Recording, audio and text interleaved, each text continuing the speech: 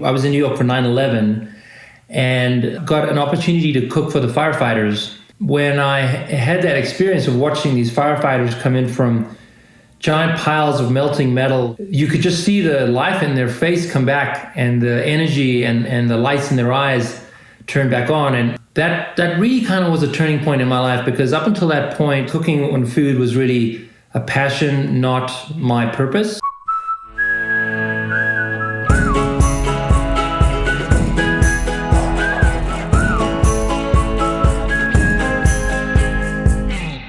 Welcome, everybody, to another edition of At Home with Linda and Drew Scott. Scott.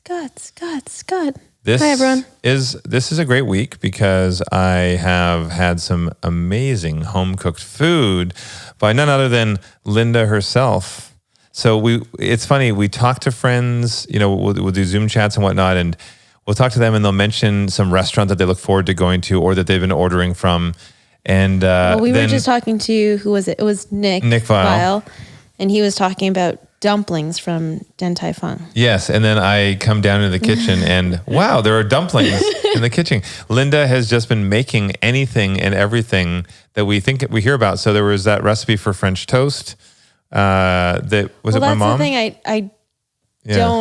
I look for recipes and then I get really distracted and then I just make it up. Yeah, but that's good. I love how you get creative with your ingredients. You don't just follow a recipe. I mean, I guess with baking, you're saying you have to follow a recipe. But I think I get that from my mom because we always ask her for recipes, and she's like, "You just do this, and add this, and then add that." And you say, "Can you give me the recipe?" And she's like, "I don't have it written down." No, she doesn't. It's just in her brain. Whereas my mom's the complete opposite. My mom has her book of all recipes over the years, and she's built it up over the years. And so if I need a recipe, boom. And we do use exactly what it is. Oh yeah, for Yorkshire pudding, mint dessert. What else? Over the years, not just my mom or your mom, but what are recipes that you've heard over the years, and you're like, "That's a keeper." I love cookbooks. I just don't use them. They're just so beautiful.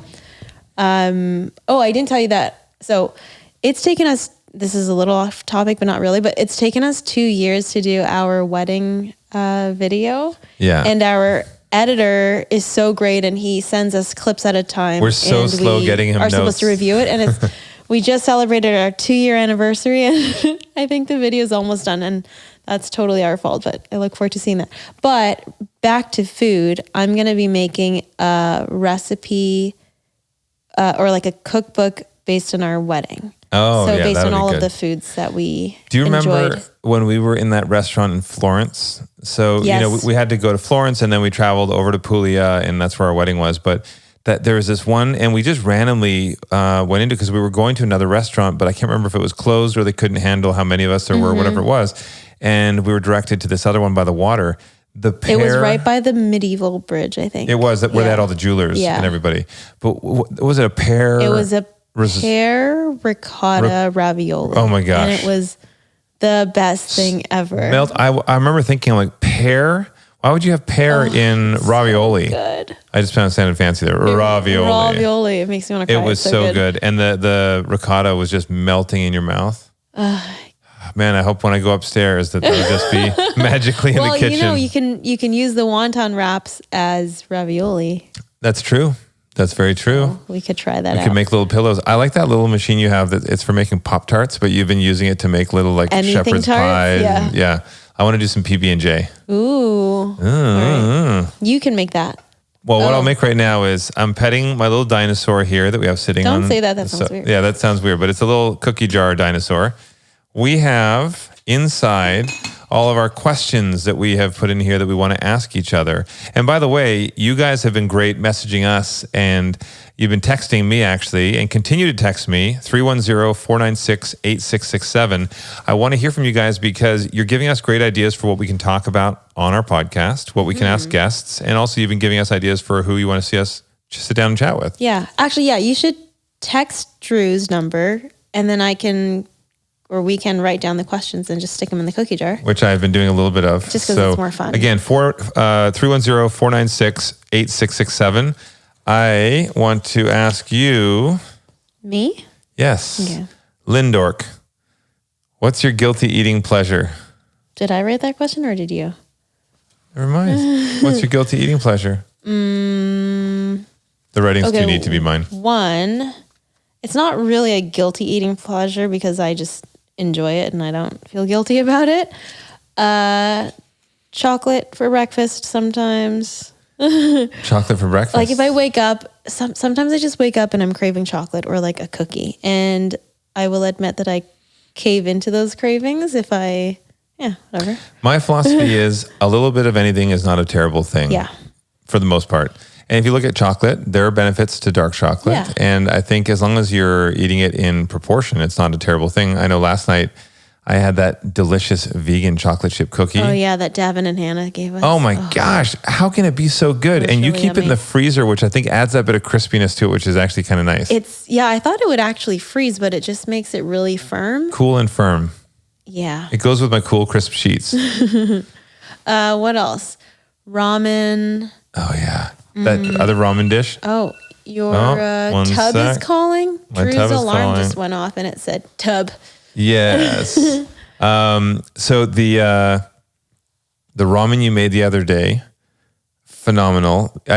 So I'll come into the kitchen and Linda will have like 50 spices and herbs out on the counter. And I think she just like a magic potion, just throwing little bits of everything in there. It's like her cauldron. But in the end, it always tastes so good. The way that the ramen just melts in my mouth, so good. I never thought ramen could melt in your mouth. Oh, yeah. Okay, this is one of my guilty food pleasures. Getting a pizza and eating the entire thing myself in one sitting. Or So getting... you just fold the entire pie in half and just... Sometimes. But I'm not a huge fan of in my mouth, like just tasting the outside, like the bottom crust. So you eat upside down. Yeah, exactly. On my tongue, I like to have the flavors of the toppings of the pizza. So I know that's really weird. No, but also on top of that, 2 burgers or like 2 hot dogs, not just one. I need to have 2. And it's so good. And I know it's too many calories. For and some I reason, I'm picturing Patrick from SpongeBob just like squishing. stacking Yeah. Yeah. Oh yeah. I'm like Popeye. I need to have it. Popeye. Go. It's good for me muscles. Where did they go? Yes. But speaking of food, by the way, our guest this week, Kimbal Musk, he is absolutely amazing because what he has done is created a movement with kids and food and getting kids excited about fresh farm-to-table food. Real food. Kimbal has given back in many ways, but he's learned a lot, and his love for food has made him create Big Green. Mm-hmm. And what they've been doing for years is actually working with schools to create gardens, but not just a garden that's tucked off. Learning gardens. Yeah, it's a learning garden. It's not tucked in the corner of the yard, locked away with a fence that people can't get at. It's a centerpiece of the school. It's an outdoor area where they're creating somewhere that the kids will want to come and sit and learn and be interactive with. Mm-hmm. And just play in. Because I think if you have the chance to experience something, you develop a different relationship for it and you appreciate it more and it becomes part of your life, not just a place that you have to go to in school. And it's pretty cool. The initiative they have with Big Green is now Big Green at home. While we're all in isolation, They still want to be able to educate kids. So they have some fun programming. They have so many cool resources, activities. Debates as well, where they're creating conversations, education about food, where your food comes from. Which is really cool. They're doing a car giveaway right now. So I drive a Tesla. I love Teslas. They're giving away a Tesla Model Y, and it's an Omaze campaign. There's information. If you go online, you can find that on Omaze, as well as if you go to biggreen.org. Yeah, and we'll post the link on our socials. Mm-hmm. So you should click on it and participate in the contest. Yeah, it lets you donate to a great charitable cause. It lets you have a chance to win an amazing electric car. And I really love how Kimbal uses his platform to give back to families and children, especially with building gardens in schools across the country, helping kids learn through food education. Yeah, that's the best way to learn. Just get your hands dirty. It's a delicious way to learn. And I love how he did a concert recently as well to raise money for Black Lives Matter. Mm-hmm. Yeah, he's got a big heart. I think with all that, for even more inspiration, we should just hop in with... God, I said hop again. Don't cut that out. How come? Drew, if you guys have listened to every episode, you'll notice that Drew always says, let's hop into the episode. I don't understand why I hop so much. But why don't we just... Bunny. Let's saddle up and get into a conversation with Kimbal Musk. Thank you so much, Kimbal, for joining us. It's exciting to chat with you. There's so much that you do that we love. The fact that you're also an amazing chef. You have one of the top-rated restaurants. Actually, you have multiple top-rated restaurants in the country as well. So basically, we're stealing you for recipe ideas for Linda and me, as well as we want to learn more about sustainability. So tell us what got you so passionate about food and using food as a tool for education for kids. For me, food has been a part of my life since I was probably 12 years old. I grew up with a very busy family, as you can imagine. And for me, the way I managed to get people to sit down, my family to sit down, was to cook.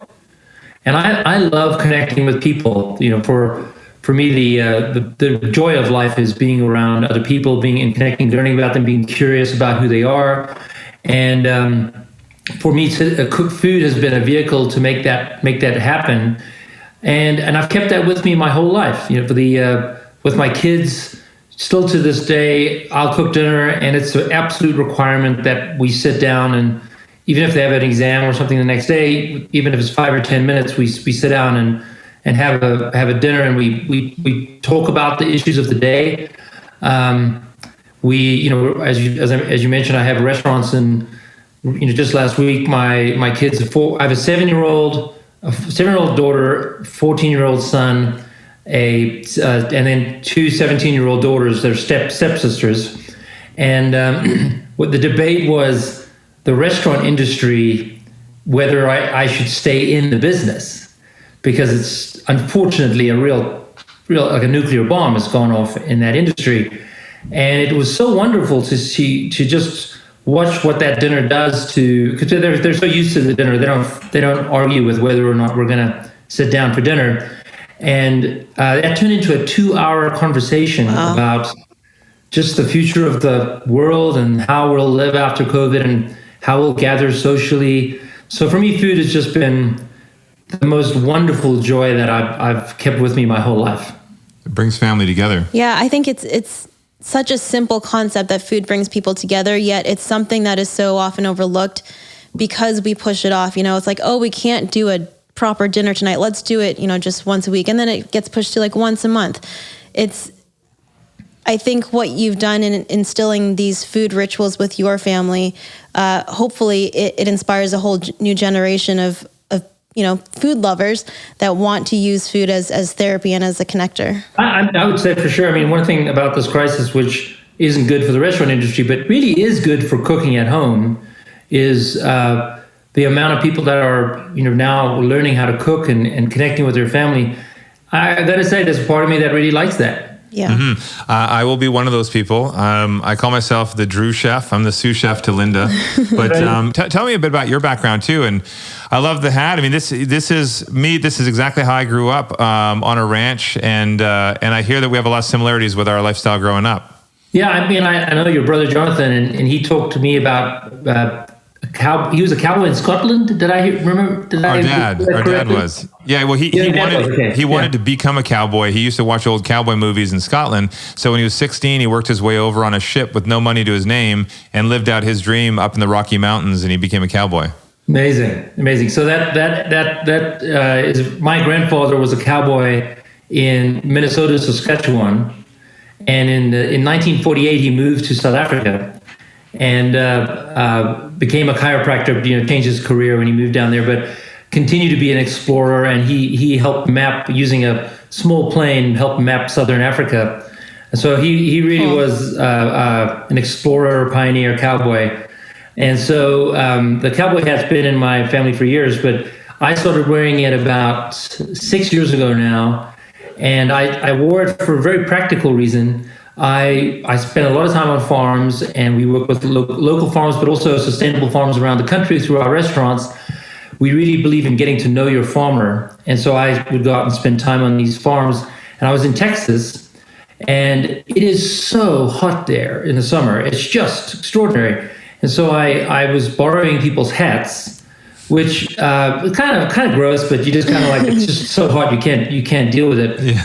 And I thought I was just doing normal things, but one of the farmers who was really nice, he said, "Look, son, we really appreciate you coming out here, but it's not actually appropriate to borrow someone's hat. No.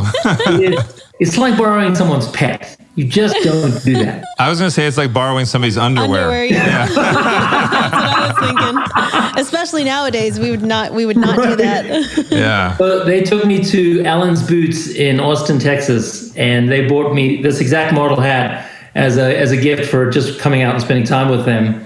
And so every year I get a new one. These last about a year, and they're just a simple farmhand hat, but it kind of works for me, and I've loved wearing it ever since. I still have, when I was a kid, I remember when my mom gave me her hat, and my dad, I think, gave Jonathan his hat. And it was such a big thing to us because as kids, we didn't have a nice fancy hat. And not that they were nice and fancy, they were just ranch hats. Yeah. But to be able to have them handed down. Also, Jonathan and I have gigantic heads. And that's when we learned that our mom's head is as big as our heads. But so I still have that hat. You know, as gross as it may sound, it has all the original sweat stains from when my mom used to use it. And it has the sweat stains from when I used to use it on the ranch for years and years and years. But I don't want to wash it. I love it. It's almost like something I would hang on the wall just as a piece of decor, reminding me of how I grew up on the ranch. Yeah. What part of the Rocky Mountains was your dad? Where did he move to? So he lived just outside of Calgary, up in Banff, and he used to ride a lot up in Banff. And then they had some different ranches down along the mountains, down into the Porcupine Hills that he used to work in. He was a ranch hand for years. I mean, my dad even rode in the Calgary Stampede. He rode a bucking horse. My family moved to since now my whole family they moved to South Africa. They all moved back. They are between Cochrane and Canmore in Alberta. Yeah, so we have a whole bunch of family and friends down there. In fact, we renovated a family of friends, the Buses. We renovated their ranch for one of our shows a few years back. And so it was fun though, because as kids, we used to go out there and just run around and play. And so as adults, here we were coming back to renovate this, because you know how it is on the ranch. Everybody, they put all their attention into the farm. They put all their attention into growing the crop or the cattle or whatever they might have. And they never put any interest into the aesthetic of their home. That's just not priority for them. Right. And so here there's this family that has supported their community for so many years. And now we came in as a little thank you to them to renovate their house. And that's so cool. It was a lot of fun. You can create the little house on the prairie look and feel. Yeah. Oh, yeah. You got to keep the charm of what they have there. So tell us about the dynamic, too. Growing up with your brother and your sister, what was the sibling dynamic? Were you guys thick as thieves and always doing stuff together? And how were you inspired as a kid to get into what you do today? Yeah, we were very close. My brother and sister and I were. It's a strange place to grow up, South Africa. You know, we were all part of the anti-apartheid protests, and it was like an actual social activity. Like, there's a protest on Saturday. Let's go do that. And we would go do that as a family, not just one or two of us. And that was sort of the 80s. That would kind of define the 80s for us.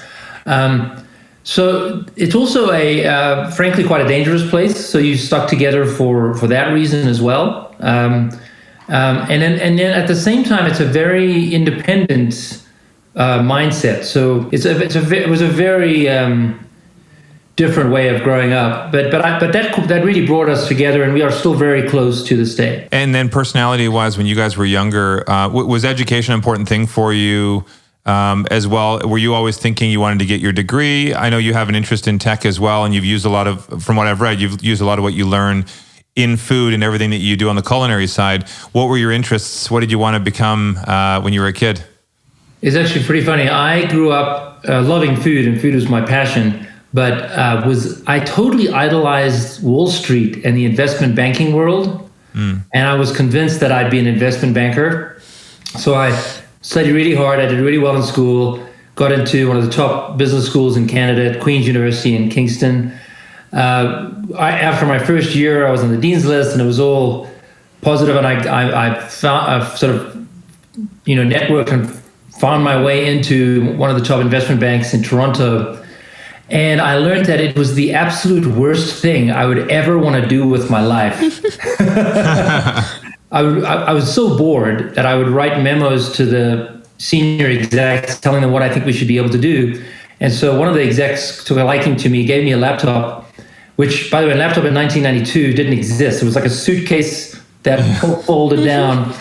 and I coded the database so that the summer job they'd given me was basically to collate numbers from 1,200 different offices around the world. So anyway, so I coded it, so it just did it automatically. You could just press pick your date zone and press enter, and I was done coding it in 3 weeks, and so I had the rest of the summer to just sit around and be bored. Anyway, so the lesson was not for me. So I came back and took the entrepreneurial path. After that, I started a painting business in school and managed to pay my way through school. Then I got into technology after that. My brother and I started a internet company.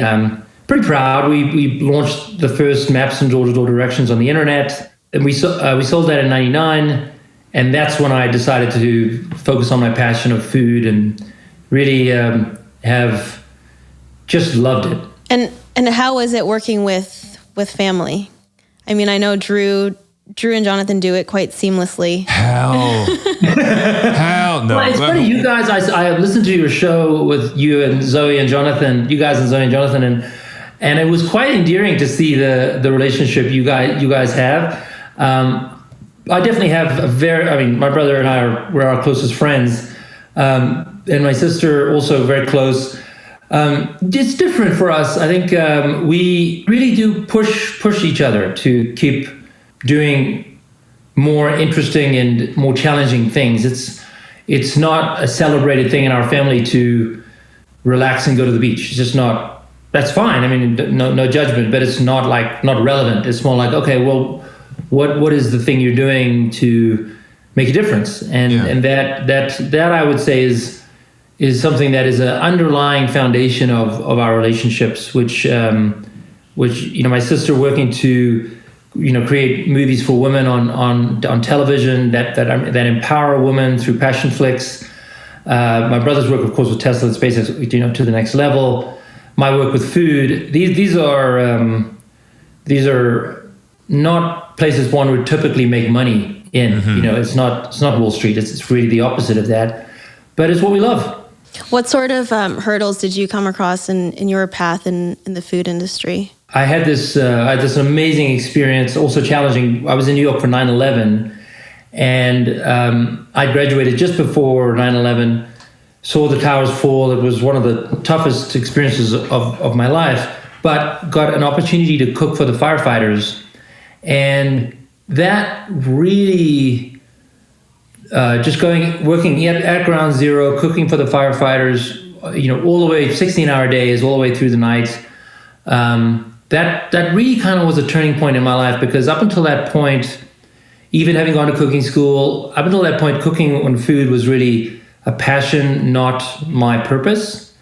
And when I had that experience of watching these firefighters come in from giant piles of melting metal, still melting weeks after 9/11, you could just see the life in their face come back, and the energy and the lights in their eyes turn back on, and then they would leave the table with a smile and energy, and they put their suits back on, and they go right back into those piles of metal to save American lives.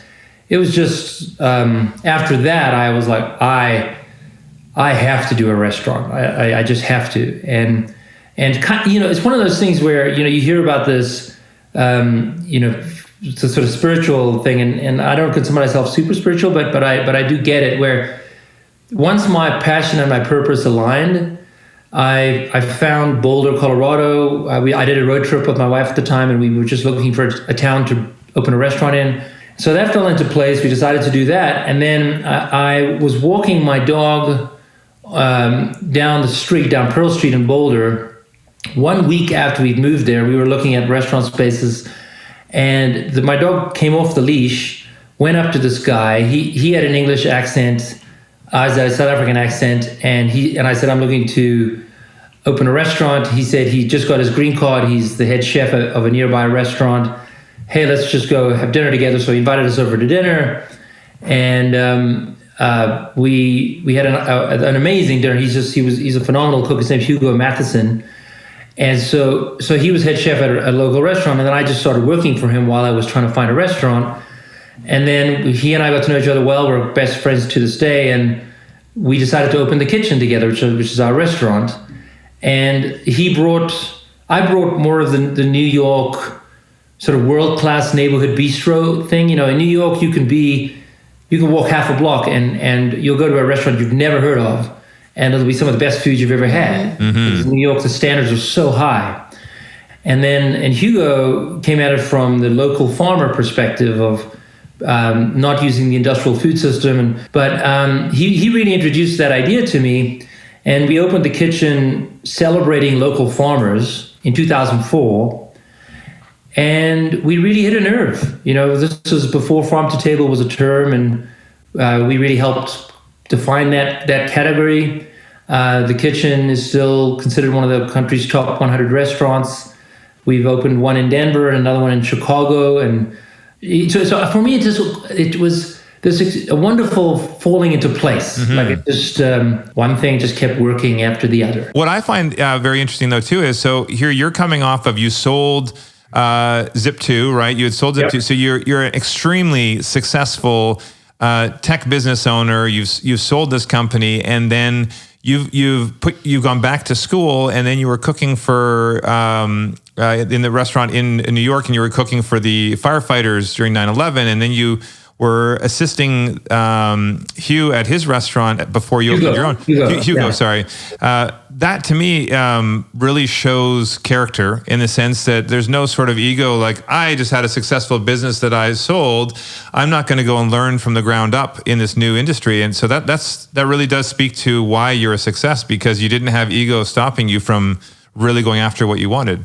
Yeah, I really do think ego is the enemy. It's everyone's own personal demon.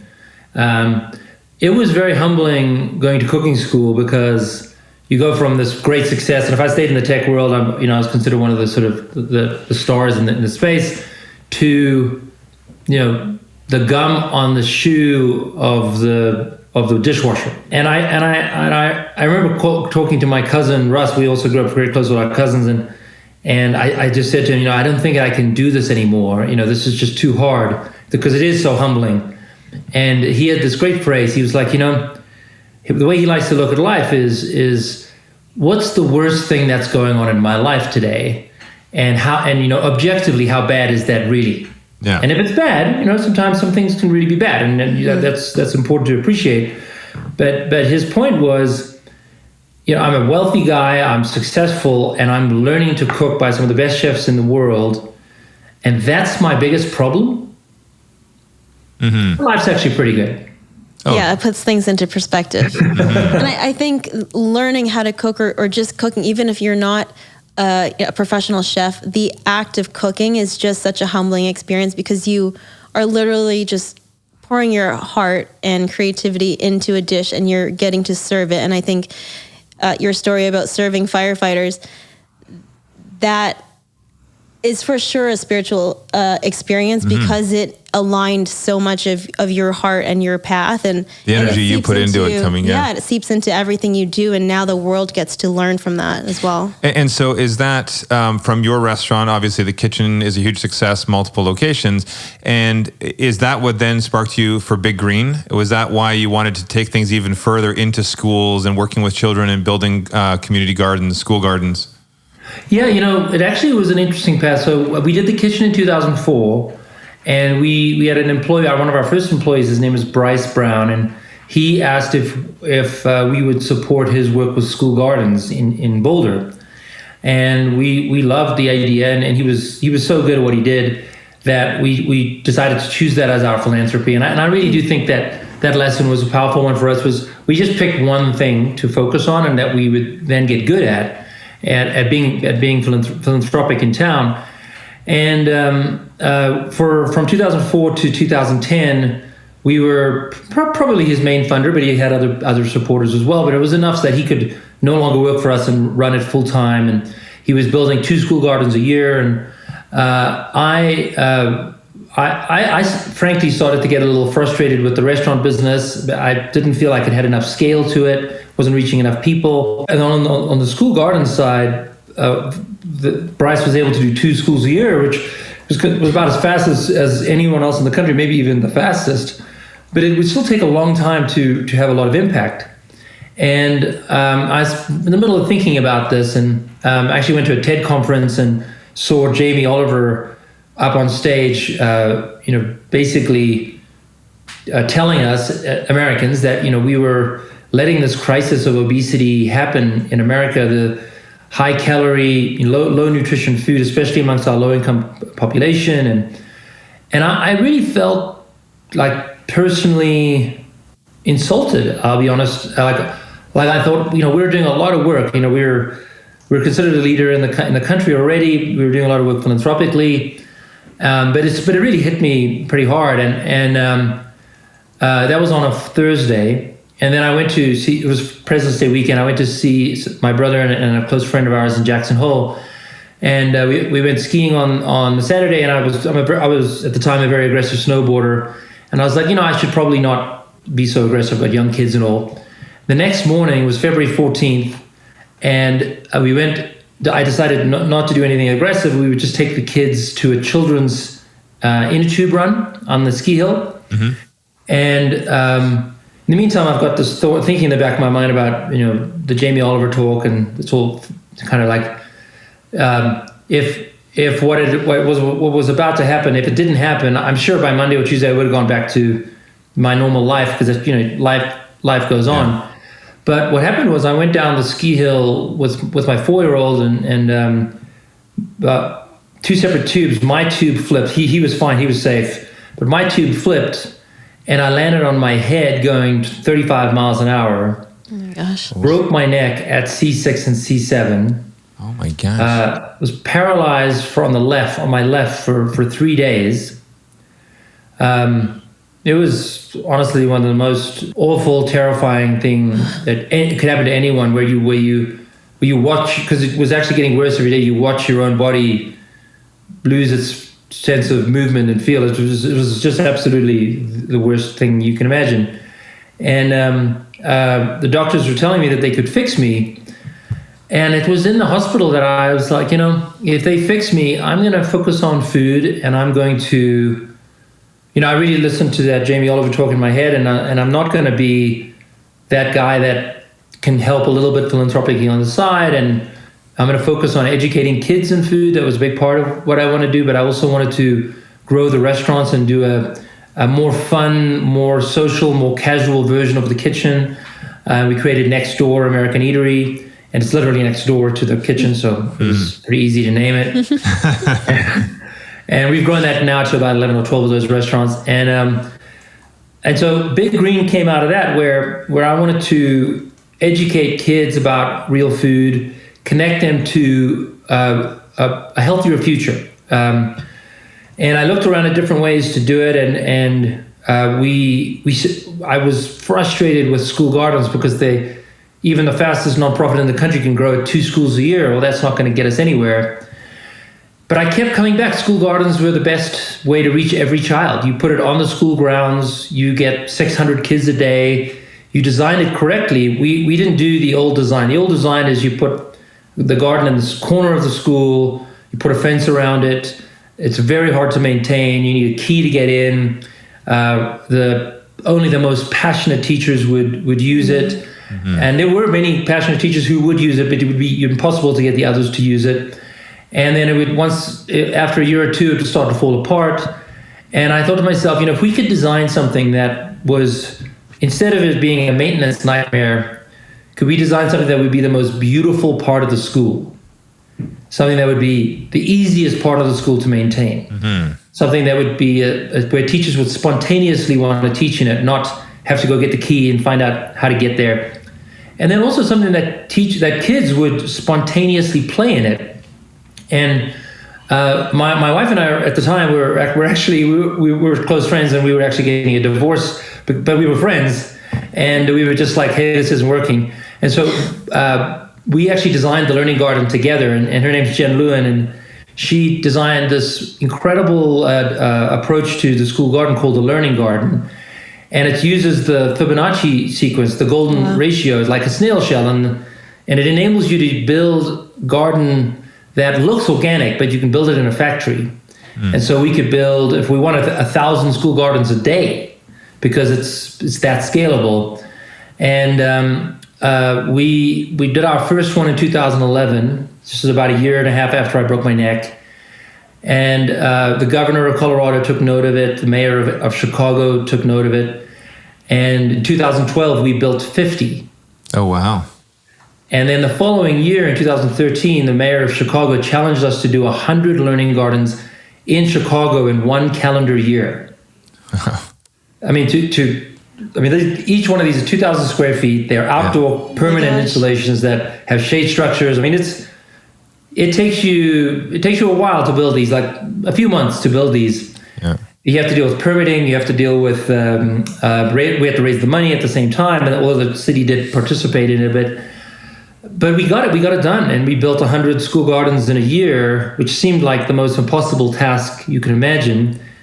And now we build 150 a year without even thinking. It's just built into the system. We're at 700 schools right now across the country. Oh, wow. Yeah, I was reading you have over 300,000 students every day are interacting with, using, and being a part of these gardens, which is absolutely amazing. And imagine that many young Americans are being inspired, and then they're going to carry that knowledge into their adult life to continue to make change. That's phenomenal. Just like that kindergarten teacher we were talking about, is if we can just make a small difference in each one of those child's lives, it's like reorienting a boat by 1 degree or 1 or 2 degrees, they really end up in a different part of the world. So they become a different adult. And our goal here is not to be, but we're certainly not a silver bullet, because there's a lot of forces at work to really help our kids have a healthier future. But to be a wonderful part of it is, Big Green has, the team at Big Green have just blown me away and continue to do amazing things. And with COVID, we now have, obviously our kids can't go to school. And so they've launched Big Green at Home. And Big Green at Home, it's biggreenathome.org. Please go, any of your listeners should go and sign up. And what they'll get are weekly activities and lessons that they can do with their kids that are super fun. There's a lesson where you take the seed of an avocado and you actually grow an avocado. It starts to sprout in your garden, in your kitchen. Very fun activity. We're gonna do it. Yeah. Oh yeah. Big kids. Yeah. That's great. There's even a prompt cards on the debate about the food supply system. So playing creating on the conversation. Yeah, exactly. Playing on the kind of conversations I have with my kids.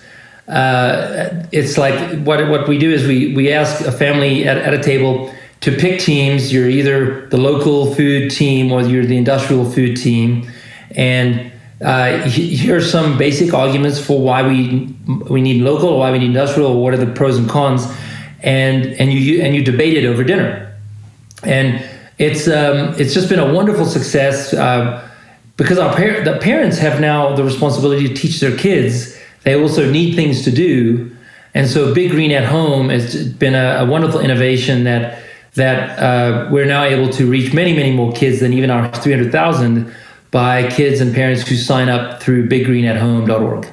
Mm-hmm. That's so cool. And a lot of what we talk about on At Home is, more than design and the physical house, is what are the values we're planting at home. And when you were talking about the school gardens, we immediately thought, well, how can we bring this to home? Because home is where it all starts, whether you're talking about healthy relationships or healthy eating or a healthy relationship with yourself. So yeah, this is so cool. It's exciting. And we've worked with some local school gardens here in LA. So it's right in line with what we love as well. It's pretty exciting to hear, and I look forward to seeing the continued growth, and I really look forward to seeing, in 5 years, 10 years, as these students all start to graduate, move on into their lives, they have their own homes. I'm curious to see if they take what they've learned and incorporate into their own homes with their own gardens as well. Actually, with I that, love it. I mean, for me, it's about inspiring the next generation, and the more we can do that, the better. Mm-hmm. We have, so a big dream of ours, and this has been a huge dream of Linda's for a while, is to have our own sustainable farm, and even more though than just a sustainable farm, a regenerative farm. And for us, it's been very cool. Anywhere we go, we were, last year we were down in Cabo for a little family getaway. And we decided, we're not big on, hitting the club and drinking. That's not our thing. We want to go and experience local culture. And one of the reasons we went there is because we heard of Flora Farms. One of my dreams, I've been to Flora Farms many times. It's one of my favorite spots. One of my dreams is, my version of that is to buy an old golf course that no one really wants to use anymore because people don't play golf as much. And they actually cost quite a lot of money to maintain. They use a lot of water. And you convert it into a regenerative farm because they're I think they're 60 acres and stuff. It's kind of about the size of what you'd need for a regenerative farm. And maybe even to do it in Cabo because there's a lot of those golf courses not used as much. So I love your idea. I think that's so cool. We'll put brains together on this. Yes, right, exactly. And one thing I want to mention is Big Green at Home is being funded with a contest where we're giving away a Tesla Model Y, performance Tesla Model Y. And if anyone who buys a ticket, the proceeds go to Big Green for their COVID efforts right now to help kids connect to real food at home. And they can go to omaze.com/Tesla and participate in the contest and help raise money for Big Green. That's amazing. We'll share that on our social media as well. That's pretty great. Great. Thank you. And as someone who drives a Tesla, I can say to anybody out there, great car. Thank you. Yeah, I look forward to seeing. I haven't seen the Y yet, so that'll be interesting. It's great. It's really great. And yourself too. On top of everything you have that you're doing, you're also on the board for Tesla. You're on the board for SpaceX. So having that involvement, still working with your brother as well. How is that still something that you can still pull certain experiences from that can help you on the food side, or is that sort of scratching the itch of something else that still excites you with technology and innovation? Honestly, it's really more about working with my brother, and I love supporting him, working with him. And the companies, of course, are world-changing and exciting. But frankly, if I wasn't on the board, I would still be able to participate through my brother in some way. So this is more of a way for me to work with my brother and enjoy that relationship. In addition to being brothers, it's also really fun to watch him work. Mm-hmm. So I would say it's more of a brotherly thing. Yeah. Nice. We have a friend of ours is Commander Chris Cassidy with NASA, and he's up at the International Space Station right now. We were actually just talking to him from the space station 2 days ago, and we were talking about the excitement of the SpaceX launch. And May 27th. May 27th, yeah. Good, everything will go well, and we're very cautious and doing everything we can to make sure that goes well. But we're also very excited. It's just to see passion like what you're involved with, what your brother's involved with, and Commander Chris Cassidy, when we were talking to him, it's so amazing to us to see all these amazing people coming together, forging forward. Innovation is coming out of these. I can imagine back in the day when you had ideas of what you wanted to create, the way you wanted to affect. You're creeping up to 500,000 kids around the country that you're affecting every day. Like that must have just been that little glint in your eye at that one point where you thought, I wonder if this could happen. And then all of a sudden now it has happening. So looking back on everything you've achieved, how does that feel? It really does feel wonderful. The Big Green work, more than any of the work I've done, and Big Green's a nonprofit. There's no money in it for me. I don't draw any salary or anything from it. It is the most wonderful thing to be able to look back and see the difference we've made, the difference we continue to make. And the team that run Big Green now are just, it's a mostly woman exec team that are just firecrackers, getting it done. I've got to say that's my proudest achievement. Is there something, even if it's been a hobby for yours or a separate passion, is there something else that, whether it's something that would end up becoming a thriving business or it's just something that you love to do? What's sort of a nerdy passion of yours? Like for me, I collect coins and medieval armor and swords, and I play ping pong. Those are my nerd. But what's something that people don't know about you that's sort of just a nerdy obsession or something that you love? Well, I love playing guitar, but I'm not very good at playing guitar. But I have played for a long time, so I can play well enough to go along to singing, and I love to sing Johnny Cash. Oh yeah. And so I sing and play Johnny Cash songs, And actually, my 10th anniversary of me breaking my neck was in February, and I did a celebrating life party on President's Day weekend. And it was 10 years later, and I did a mini concert of me and my 200 friends that were willing to fly to Denver in the winter. And I did a Johnny Cash cover concert. Oh, that's so cool. I need to hear. So I was going to say earlier on, but you were talking, so I didn't want to interrupt. But you hear your South African accent, except for when you say Boulder, Colorado. I hear that. I hear the drawl come out. Give us a little flavor of Johnny Cash, a little burning. I fell in. Give us something that we can. I fell into a burning ring of fire. I went down, down, down, and the flames went higher. And it burns, burns, burns, the ring of fire.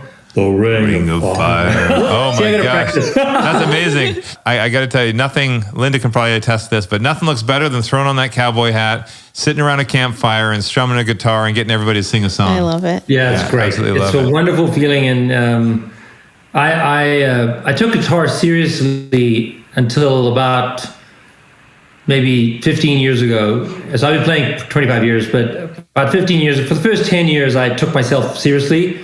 And that is how you don't have fun. Mm-hmm. And then after that, I realized, you know what? People just want to sing along. Yeah. You don't actually have to be that good. You just have to have fun doing it. Yep. Yeah. And so I started just having fun. And that's the gift I give myself, is just playing guitar, really any genre of music that people want to sing along to. And Johnny Cash just happens to be the one that speaks to me the most, but I enjoy playing virtually any kind of music. Hey, we grew up on Scottish folk and country music, so we'll have to have a jam session one of these days. That sounds great. Yeah. Well, thank you. Last thing, can you paint a picture of the future of food? Sure, yeah. I mean, I love the future of food being sitting at a table with your friends or your family and really connecting to where the food came from, connecting to how that food might have impacted the planet, connecting to how that food might have been raised, if it's animal meats and so forth, and connecting to your friends. And whether that's in a restaurant where you're connecting with your friends and family through food from your favorite restaurateur, or if you're cooking at home, that's a pretty beautiful future. Mm-hmm. I absolutely love it. Well, thank you so much for taking the time to chat with us and for everything you're doing with Big Green and Big Green at Home. I think that's an amazing initiative, and I look forward to growing an avocado in our kitchen. Thank you guys so much. Thank you so much. We'll talk to you again soon. All the best. All the best.